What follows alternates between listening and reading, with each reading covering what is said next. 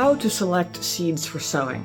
Whether you start sowing your seeds during the winter or any other season, it's important to know how to actually select the right seeds that you want.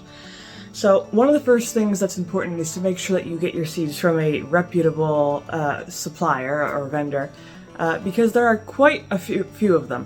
Some of them are very high quality, they're very reputable, well known, others not so much. So it's important to kind of distinguish the difference.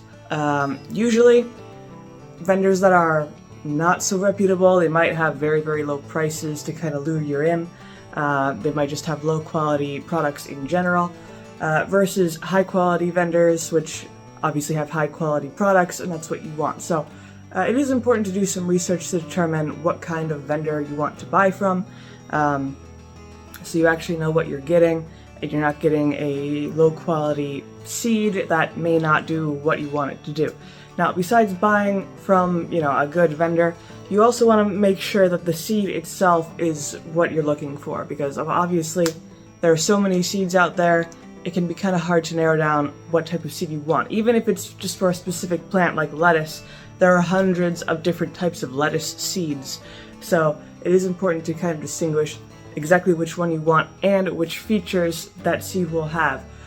Most importantly, you want to go for a seed that has a high germination rate, that will ensure that the seeds actually germinate instead of just sitting in the ground and not doing anything.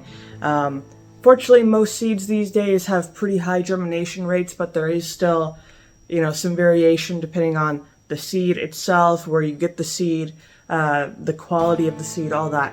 So germination rate is very high on the list of in terms of importance for your seeds.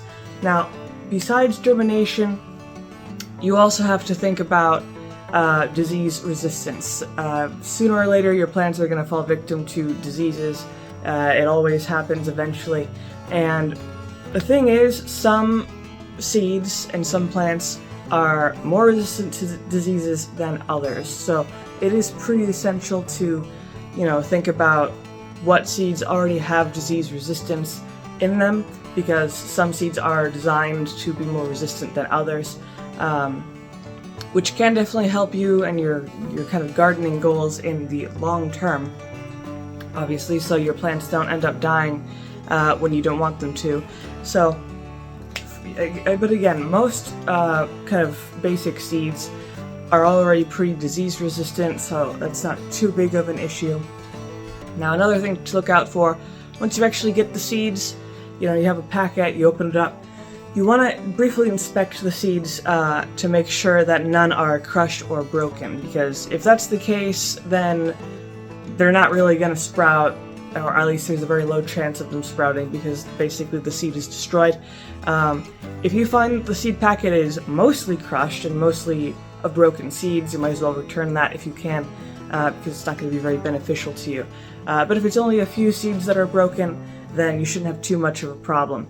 You also want to make sure that the seeds give the desired crop production. Each seed is different on this, no matter the type of plant that you're trying to plant. You always want to do a bit of research in terms of the crop production, because some are, they yield very little and others yield quite a lot. And you do want to get the best bang for your buck when you're going for seeds, so that's always kind of an important thing to consider. So that way you could spend as little as possible and yield as much as possible once it's time to harvest your plants.